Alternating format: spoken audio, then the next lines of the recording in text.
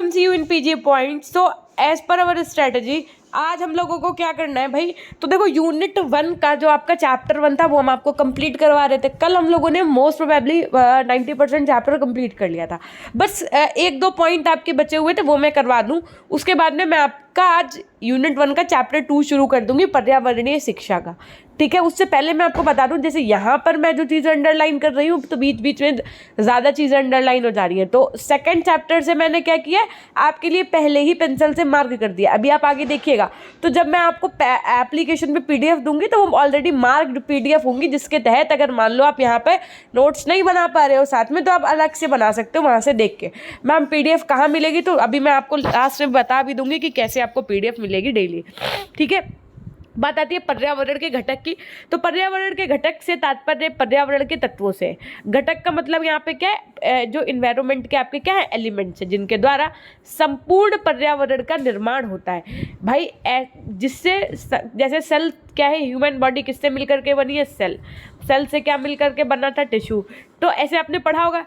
वैसे ही जो आपका ये पर्यावरण है, जिन सब चीज़ों से मिलकर के बना हुआ है, उन्हें क्या कहते हैं आप, तत्व कहते हैं। तो अब ये कौन कौन से मैम तत्व होते हैं, तो देखो भौतिक, जैविक एवं सांस्कृतिक, वातावरण, पर्यावरण के ये 3 विशिष्ट घटक हैं। ये आप नोट कर लो कि पर्यावरण के 3 घटक मेन कौन कौन से आपके, भौतिक, जैविक और सांस्कृतिक। तो अब सांस्कृतिक पर्यावरण के मतलब क्या होता है, जैसे सामाजिक वातावरण है, आर्थिक वातावरण है, राजनीतिक वातावरण है, ये सब चीज़ें आपकी सांस्कृतिक पर्यावरण के अंतर्गत आएगी, है ना। और इसका अध्ययन किसके द्वारा किया जा सकता है मैम, किसका अध्ययन, हमने कहा बेटा समाज शास्त्र। जो आपका सांस्कृतिक पर्यावरण होता है उसका अध्ययन किसके द्वारा किया जाता है, तो समाजशास्त्रियों के द्वारा, अर्थशास्त्रियों और प्रबंधकों के आवंटित किया गया है।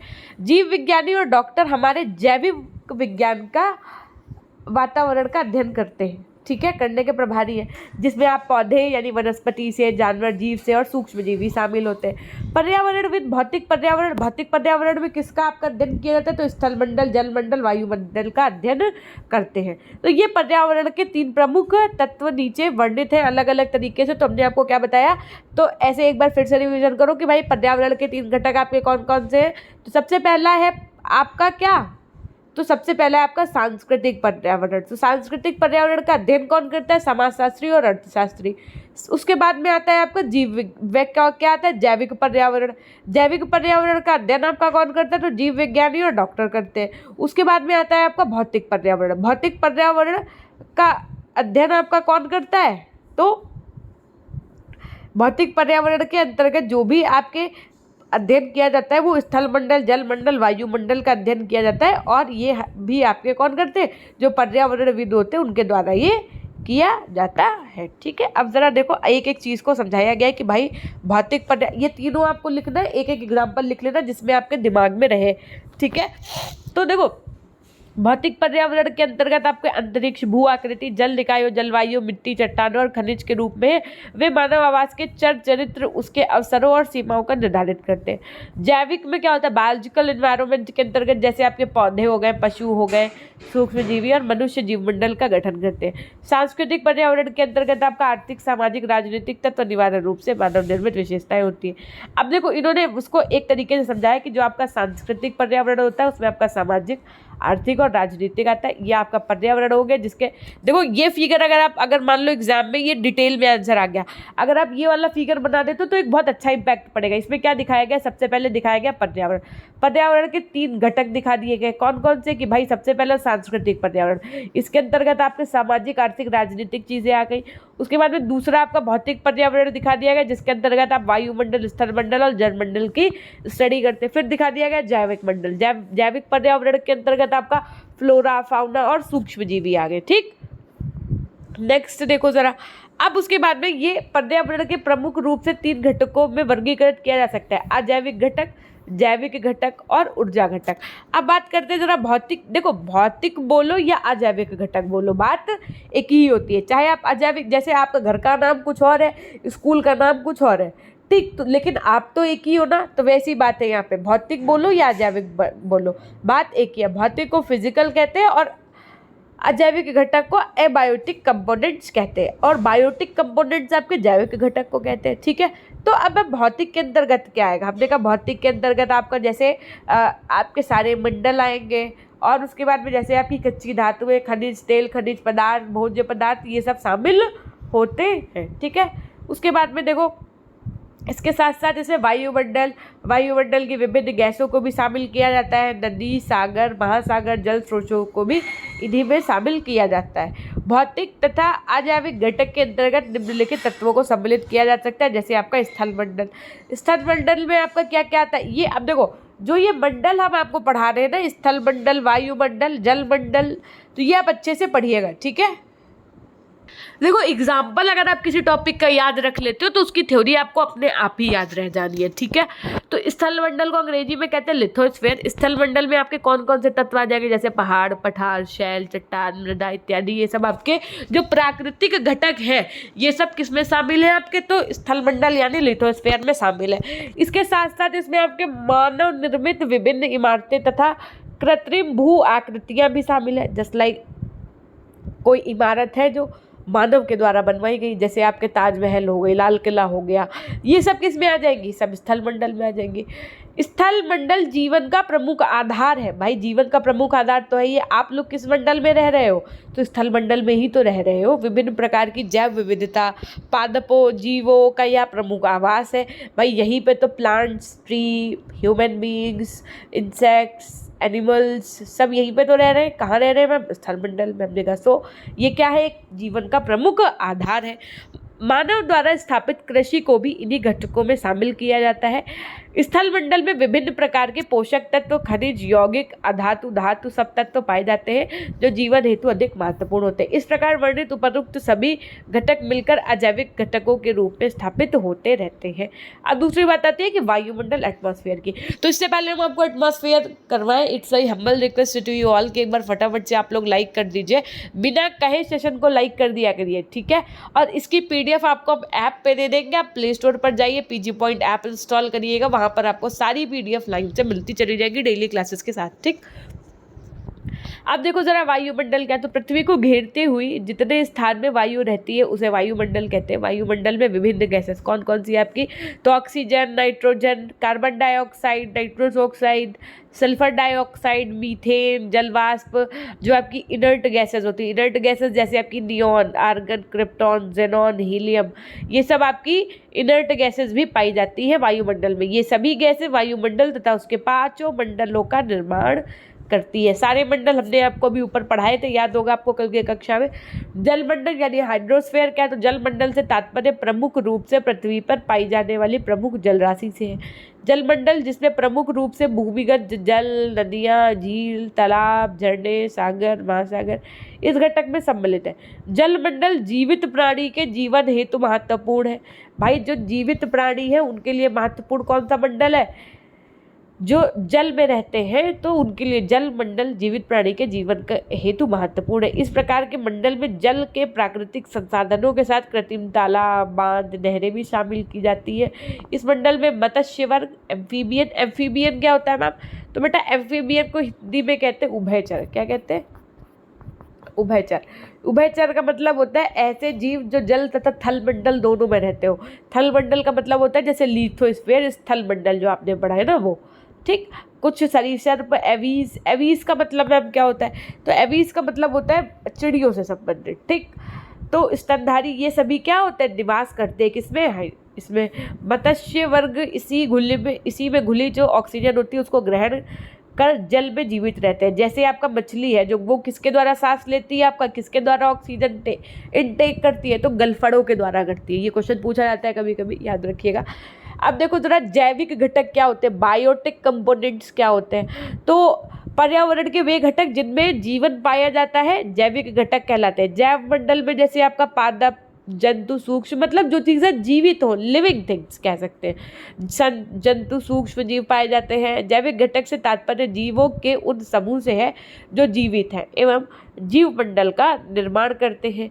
इसके अंतर्गत प्रकृति तथा मानव एक ही नियम से सीधे पर्यावरण से जुड़े रहते हैं। इसमें वातावरण के साथ जीवों का परस्पर समन्वयन होता है। इसके साथ साथ ये परस्पर क्रियाशील रहते हैं। पर्यावरण को सजीव जैविक घटक ही बनाते हैं। पर्यावरण के जैविक घटक के अंतर्गत निम्नलिखित तत्व सम्मिलित होते हैं।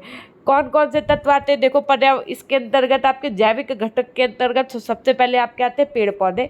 ये क्या होते हैं, स्वयंपोषी होते हैं, स्वपोषी भी बोलते हैं। क्यों कहते हैं इनको, क्योंकि ये भाई पौधों को स्वपोषी क्यों कहा जाता है, हमने कहा भाई स्वपोषी इसलिए कहा जाता है। देखो स्वपोषी किससे किससे मिल करके बना है, स्वधन पोषी से मिल करके बना है। इसका मतलब क्या होगा, ऐसे चीज़ें जो अपना भोजन स्वयं बनाती हो। तो क्या आप अपना भोजन स्वयं बनाते हैं, हमने कहा और नहीं तो क्या मैम, सुबह दोपहर शाम चाहे जब बना लो, हमको खिचड़ी है ना और छोले भटूरे मोमोज सब बनाना था। हमने कहा बेटा हमें ये बताओ, उसका सब इनडायरेक्टली वे में जो आ रहा है सामान वो कहाँ से आ रहा है, आपने कहा मैम प्लांट्स एंड ट्रीज से। सो हमने कहा कि तो जो पौधे होते हैं वो अपना भोजन स्वयं बनाते हैं, उनको स्टार्च और जिसकी नीड होती है वो उनको प्रोडक्ट के रूप में प्रकाश संश्लेषण की प्रक्रिया के बाद में मिल जाता है। तो क्या आप अपना भोजन जो बनाते हैं कहीं ना कहीं आप किस पर निर्भर हैं, तो प्लांट्स या ट्रीज या एनिमल्स पे निर्भर है। समझ रहे हैं बात को। तो इस वजह से इनको स्वपोषी भी कहा जाता है। तो देखो इसे पादप वर्ग भी कहते हैं। इसमें वे जीव शामिल होते हैं जिनमें हरित लवक यानी कि क्लोरोफिल प्रकाश संश्लेषी पदार्थ पाया जाता है। इनकी कोशिका भित्ति रहित एवं भोजन निर्माण के अनुकूल होती है। इनकी जो सेल्स होती है, जो प्लांट, देखो याद रखना एक चीज़ आपको मैं बता दूं, जो आपकी प्लांट सेल होती है, जो आपकी कोशिका भित्ति होती है पौधों में, उसमें क्या होता है, जो आपकी सेल वॉल होती है वो एब्सेंट होती है। जो सेल वॉल होती है आपकी वो क्या होती है, एब्सेंट होती है। जो आपके ह्यूमन बींग्स होते हैं उनमें उनकी सेल्स में जो सेल वॉल होती है, लेकिन जो प्लांट्स होते हैं उनकी सेल्स में सेल वॉल नहीं पाई जाती है। इसी वजह से जो आपके प्लांट्स होते हैं उनको भोजन निर्माण करने में कोई दिक्कत नहीं होती है, इसलिए ये स्वयंपोषी कहलाते हैं। संपूर्ण विश्व के जीव भोजन हेतु इन पर निर्भर रहते हैं। ये संपूर्ण पृथ्वी पर वनों उद्यानों पादप संपदा के रूप में व्याप्त है। संसार के व्याप्त पादप पर्यावरण की CO2 को ग्रहण कर प्रकाश ऊर्जा के द्वारा रासायनिक रूप में भोज्य पदार्थ का निर्माण करते हैं। ये निर्माता स्वपोषी पादप प्रकाश ऊर्जा को रासायनिक ऊर्जा में रूपांतरित करता है। मुख्य रूप से हरे भरे पौधे, देखो मुख्य रूप से सभी हरे पौधे भोजन का निर्माण करते हैं। ये प्रकाश संश्लेषण की क्रिया के माध्यम से अपने लिए भोजन का निर्माण करते हैं। इनके द्वारा वही बात पूरी बता दी गई है, ठीक है। उसके बाद में इन्हें मुख्य रूप से 2 वर्गों में बांटा जाता है। कौन कौन से, एक होते हैं आपके प्रकाशीय स्वपोषी, एक होते हैं आपके रसायन स्वपोषी।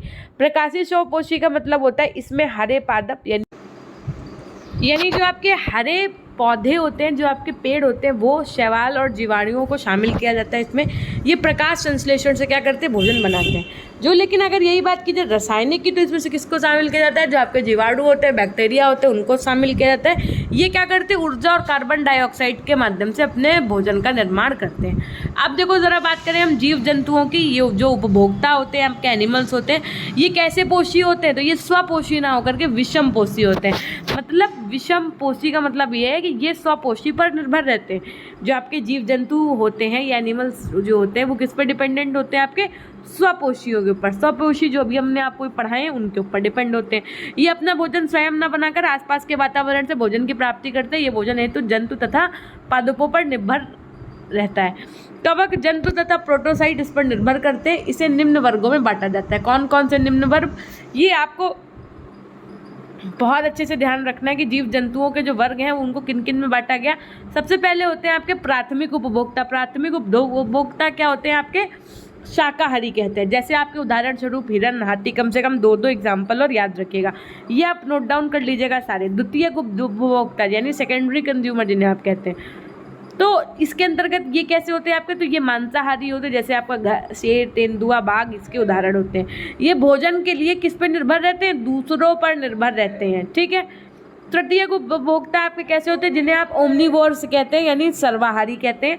ये भोजन के लिए किस पे डिपेंड करते हैं, तो पेड़ों पौधों पर, जंतु दोनों पर निर्भर करते हैं। ये खाद्य श्रृंखला में शिखर पर होते हैं। ये फूड चेन में शिखर पर होते हैं। जैसे आपका मानव हो गया, फूड चेन का पूरा टॉपिक है आपके 3रे या 4थे चैप्टर में, तो हम आपको वहाँ पे पढ़ाएंगे, ठीक है।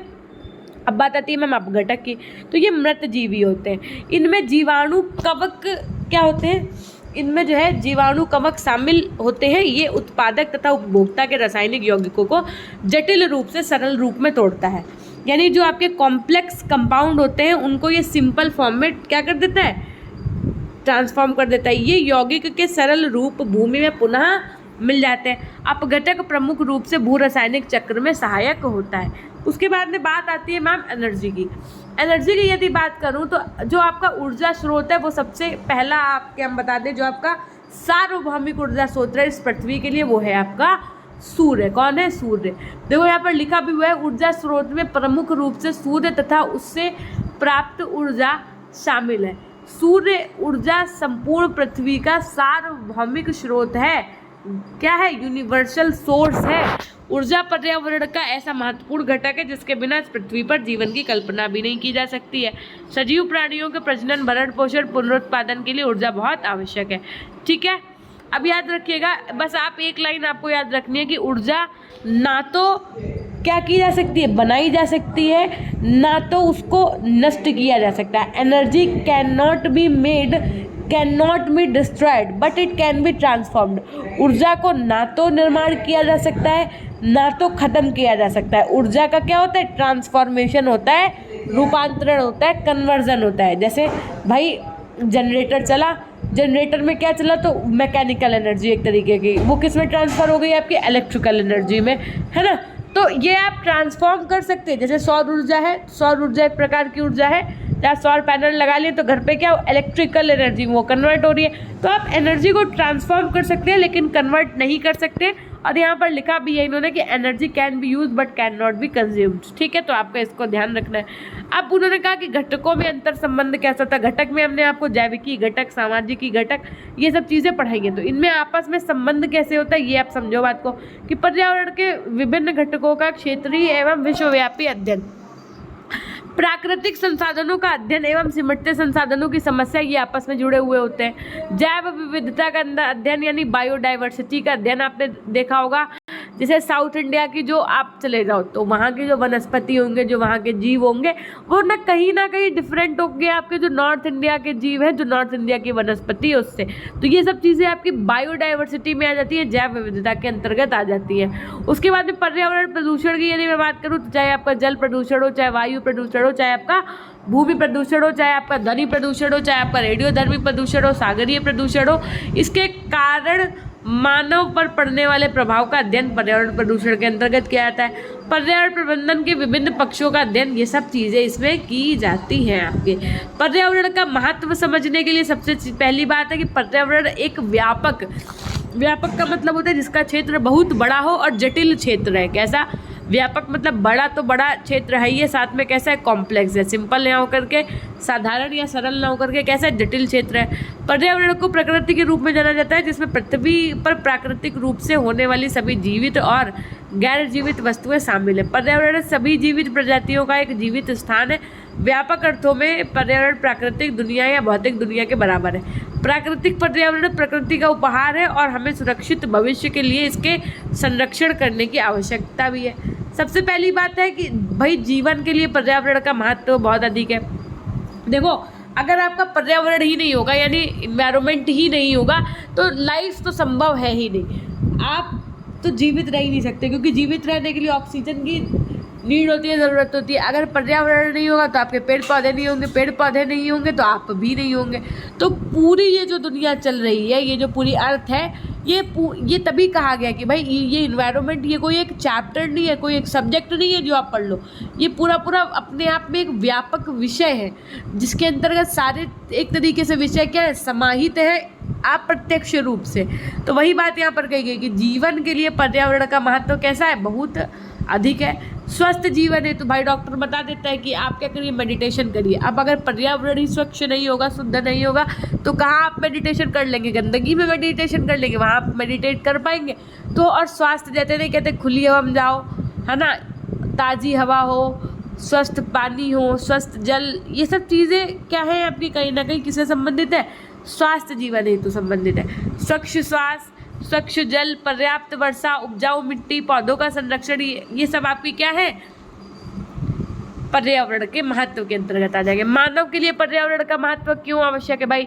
मानव के लिए इसलिए आवश्यक है क्योंकि अप्रत्यक्ष रूप से कहीं ना कहीं किस पर डिपेंड है? भोजन के लिए डिपेंड है। अगर भोजन ही नहीं होगा तो जीवित कब तक रह पाओगे?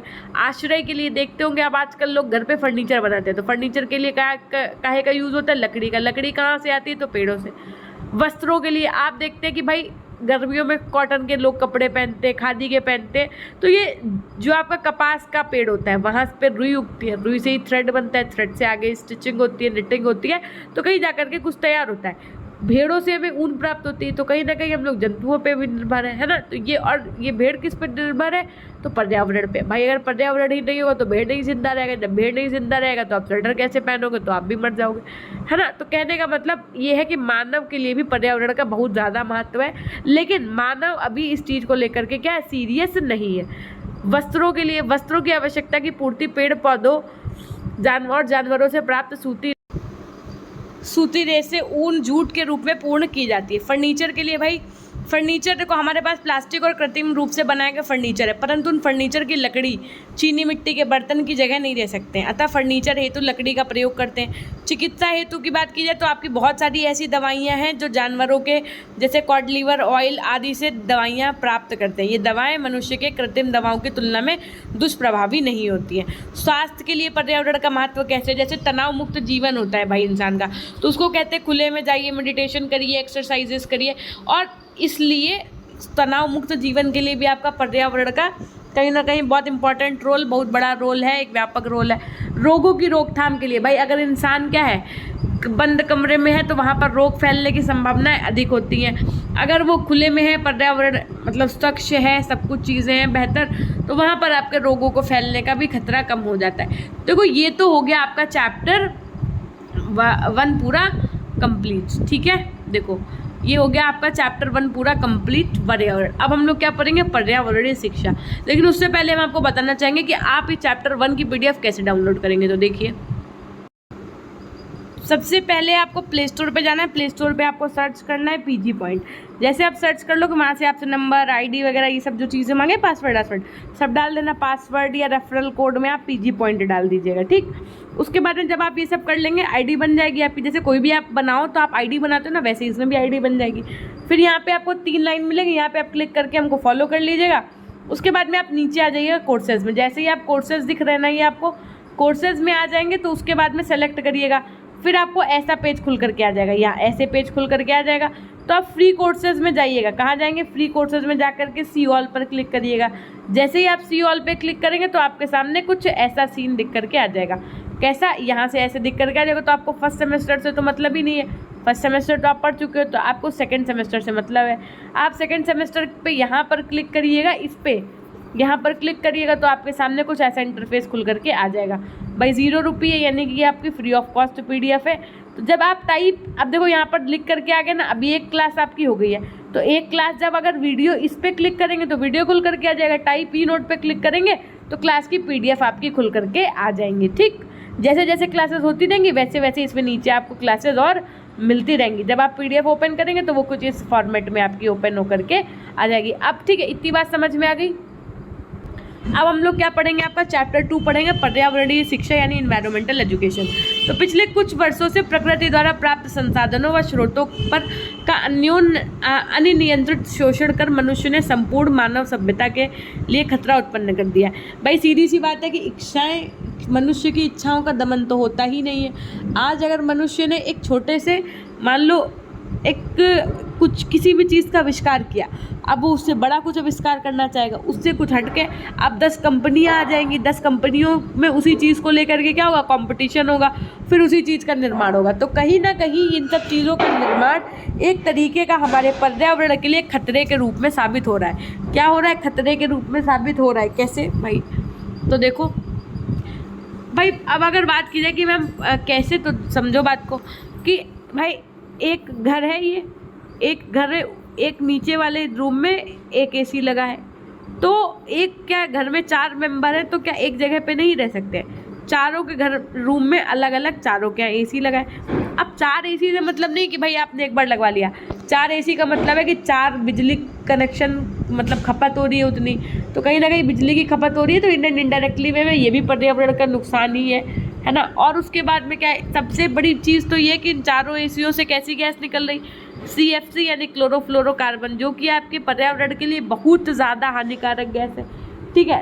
आप देख भी रहे होंगे कि गर्मियों के सीज़न में अति से ज़्यादा अधिक गर्मी पड़ने लगती है, ठंड के सीजन में पता चले मौसम ही नहीं खुल रहा है, अधिक से भी ज़्यादा अधिक ठंड पड़ने लगती। क्या ऐसा पहले होता था? अपने आप दादी दादा नानी नानू से पूछिएगा तो वो कहेंगे नहीं, ऐसा नहीं होता था, है ना। अब का टेम्परेचर देख लो, अभी से ही 43-44 जा रहा है, आगे न जाने क्या होगा। तो कहीं ना कहीं इन सब चीज़ों का प्रभाव, ग्लोबल वार्मिंग का प्रभाव, ये सब किस पर डिपेंड है? मनुष्य पर ही डिपेंड है। क्यों? क्योंकि इसका प्रयोग हम ही लोग तो कर रहे हैं ना। अब आपको ये जो देखो, अब मैंने क्या किया, आपके लिए काम सरल कर दिया है। हम चाहे जो भी पढ़ाते रहे, लेकिन आपको जो पेंसिल से मैंने अंडरलाइन कर रखा है ये पार्ट, ये सब नोट करना है। 19वीं शताब्दी अर्थात 1899 में स्कॉटलैंड के प्रमुख वनस्पति शास्त्री प्रोफेसर पैट्रिक जॉर्डिस ने आउटलुक टावर नामक शैक्षिक संस्था की स्थापना की थी। तभी से पर्यावरण शिक्षा का प्रारंभ हुआ। सन 1908 में अमेरिका के राष्ट्रपति थियोडोर रूजवेल्ट ने पर्यावरण शिक्षा के विभिन्न पक्षों पर बल दिया। पहले 1965 में कील विश्वविद्यालय के सबके लिए पर्यावरण शिक्षा पाठ्यक्रम लागू किया गया। तत्पश्चात 1972 में स्टॉकहोम में, एक को देखा देखी आगे भी लोग और बढ़ते रहते हैं ना, वैसे ही फिर उसके बाद में राष्ट्रसंघ के तत्वाधान में आयोजित सम्मेलन में मानव पर्यावरण के आधार पर संयुक्त राष्ट्र पर्यावरण कार्यक्रम यानी UNEP की स्थापना हुई, जिसमें यूनेस्को, अब देखो फुल एक पीछे के क्या करिएगा, कॉपी के 10 पन्ने बना लीजिएगा, जो कॉपी हमने आपकी बनवाई उसके पीछे के 10 पन्ने सबसे आखिरी के, और वहाँ पर हेडिंग डाल दीजिएगा एक फुल फॉर्म की। जो जो फुल फॉर्म हम आपको देते जाएं वर्क में वो आपको करना है। तो सबसे पहले हमने आपको क्या बोला करने के लिए, UNEP का, और दूसरा यूनेस्को का फुल फॉर्म आपको लिख लेना है वहाँ पे, ठीक है। अब पर्यावरण शिक्षा की अवधारणा क्या है? सबसे पहला है कि पर्यावरण के माध्यम से शिक्षा। पर्यावरण के माध्यम से शिक्षा है, समझो बात को, पर्यावरण के माध्यम से शिक्षा यानी एजुकेशन थ्रू इन्वायरमेंट। जो भी आप शिक्षित करिए बच्चों को तो वो कहीं ना कहीं उसका संबंध किससे रहे? पर्यावरण से रहे, ऐसा इनके कहने का यहाँ पर तात्पर्य है। उसके बाद में पर्यावरण के लिए शिक्षा, एजुकेशन फॉर द इन्वायरमेंट। क्यों? क्योंकि अगर पर्यावरण के लिए शिक्षा नहीं दी जाएगी बच्चों को तो फिर वो उसका महत्व ही नहीं समझेंगे। अगर महत्व ही नहीं समझेंगे तो चार AC, वो छत में भी एक AC लगवा दिए हैं, समझ रहे। तो कहीं ना कहीं उनको आपको एजुकेशन फॉर द इन्वायरमेंट अर्थात पर्यावरण के लिए शिक्षा के लिए कहीं ना कहीं बच्चों को प्रेरित करना होगा, बच्चों को चीज़ें समझानी होंगी। पर्यावरण के संबंध में शिक्षा, भाई पर्यावरण शिक्षा मनुष्य का अध्ययन है जिसमें वह प्राकृतिक और सांस्कृतिक परिवेश के आकार देता है। मनुष्य को पृथ्वी के पारिस्थितिकी तंत्र से अलग नहीं किया जा सकता। वह पर्यावरण को एकमात्र जागरूक प्राणी है जो पर्यावरण की गुणवत्ता बढ़ाने के लिए जाना जाता है। उसके बाद पर्यावरणीय शिक्षा का अर्थ एवं परिभाषाओं की यदि मैं बात करूं तो पर्यावरणीय शिक्षा एक ऐसी शिक्षा है जो हमें अपने पर्यावरण के संरक्षण, संवर्धन तथा सुधार की समझ देती है। कुल मिला के इन्वायरमेंटल एजुकेशन एक इस प्रकार की एजुकेशन है, इस प्रकार की शिक्षा है जिसके अंतर्गत आपको ये बताया जाता है कि जो आपका पर्यावरण है वो आपके लिए कितना महत्वपूर्ण है, जिसके बिना आपका जीवन संभव ही नहीं है ना। और अब हम अपने पर्यावरण में जो नुकसान हो चुके हैं उनका संरक्षण कैसे कर सकते हैं कि आगे जो आने वाली जनरेशन है उसको हमको जैसा पर्यावरण मिला है, कम से कम हमारा प्रयास यही रहना चाहिए कि वैसा पर्यावरण हमारे बच्चों को मिले। लेकिन कहीं ना कहीं आप देखिए इतना ज़्यादा पॉल्यूशन हो रहा है, इतनी ज़्यादा इंडस्ट्रीज़ वगैरह है कि ये चीज़ें संभव है ही नहीं। क्या जितनी शुद्ध हवा, पानी, जल दादा दादी को आपके मिलता था उतना शुद्ध आपको मिल पा रहा है? शायद नहीं। हर कुछ RO नहीं होता था, वो कुएं का भी पानी पी लेते तो उसमें कहीं ना कहीं सॉल्ट्स, मिनरल्स, विटामिन सब पाए जाते थे, है ना। तो वही इन्होंने बताया। पर्यावरण के संरक्षण की बात होगी। संवर्धन का मतलब होता है इसको और ज़्यादा फैलाना। सुधार की समझ यानी कि मान लो अब तो जो गलती हो ही गई सो होगी, 4 AC लगवाई दिया तो लगवाई दिया, तो कम से कम अब तो एक रूम में बैठ करके पढ़ो या काम करो। क्यों? क्योंकि उससे क्या होगा कि लाइट की बचत होगी, है ना। कहीं ना कहीं जो सब गैसेज होती है इनका निष्कारण जो आपका निष्कासित होती है ये कहीं ना कहीं कम हो जाएगा, है ना। एक एग्जाम्पल AC का ही नहीं, हम आपको एक ऐसी चीज़ से समझा रहे हैं जो आपकी रोज़मर्रा में चीज़ें प्रयोग होती हो, तो उससे क्या होगा कि आपको चीज़ें जल्दी स्मरण में रहेंगी। इस प्रकार पर्यावरण शिक्षा अधिगम की एक प्रक्रिया है। कैसी? एक लर्निंग की एक प्रोसेस है जो पर्यावरण व इससे जुड़ी चुनौतियों के संबंध में लोगों की जानकारी एवं जागरूकता को बढ़ाती है। चुनौतियों का सामना करने के लिए आवश्यक कुशलताओं व प्रवीणताओं को विकसित करती है। साथ ही सुविज्ञ निर्णय एवं जिम्मेदारी पूर्ण कदम बढ़ाने के लिए इस ओर प्रवृत्ति, प्रेरणा व प्रतिबद्धता का प्रोत्साहन करती है। इस प्रकार पर्यावरणीय शिक्षा यानी एनवायरमेंटल एजुकेशन के बहुत सारे घटक जो निम्न हैं वो कौन कौन से हैं? तो पहला है आपका पर्यावरण एवं पर्यावरणीय चुनौतियों के विषय में जागरूकता एवं संवेदनशीलता उत्पन्न करना। भाई लोगों को बताना कि एक ऐसी नहीं, आप खुश जरूर हो रहे हैं कि भाई जहाँ जाओ वहीं ठंडापना आपको महसूस हो रहा है, लेकिन कहीं ना कहीं ये बहुत हानिकारक है आपके पर्यावरण के लिए। तो इस चीज़ से उनको जागरूक करो। बहुत से लोग हैं तो उनको पता ही नहीं है कि भाई CFC, आप उनसे पूछे व्हाट इज CFC, हो सकता है दादी दादू चाची चाचू या ताऊ ताई ना बता पाए, लेकिन उनके बच्चों ने उनके घर में AC लगवा रखा है हर एक कमरे में। तो ये कहीं ना कहीं गलत है। तो आपको लोगों को जागरूक बनाना है कि भाई ऐसी ऐसी बात है, तो अगर आप कम से कम यूज़ करेंगे तो ज़्यादा बेनिफिट होगा पर्यावरण को, ठीक है। और कहीं ना कहीं ये एक संवेदनशील मुद्दा भी है। पर्यावरण एवं पर्यावरणीय चुनौतियों के विषय में समझ विकसित करना व जानकारी देना, पर्यावरण के संबंध में चिंता की प्रवृत्ति एवं पर्यावरण की गुणवत्ता बनाए रखने के लिए प्रेरणा व सहायता प्रदान करना, अर्थात शहरी व ग्रामीण क्षेत्रों में आर्थिक, सामाजिक, राजनीतिक व पारिस्थितिक अंतर्निर्भरता के विषय में स्पष्ट जागरूकता को बढ़ावा देना और इसके बारे में चिंता करना। जो आपके विलेजर्स होते हैं, जो आपके टाउन एरिया होते हैं, यहाँ पर यदि लोगों के बीच में आप कुछ देखो प्रोग्राम्स चलते हैं, कुछ कोई डे होता है तो उसमें 7 डेज का प्रोग्राम होता है, उसमें थीम डिसाइड की जाती है। तो ये सब चीज़ें होती हैं जिनके तहत लोगों को जागरूक किया जाता है ना।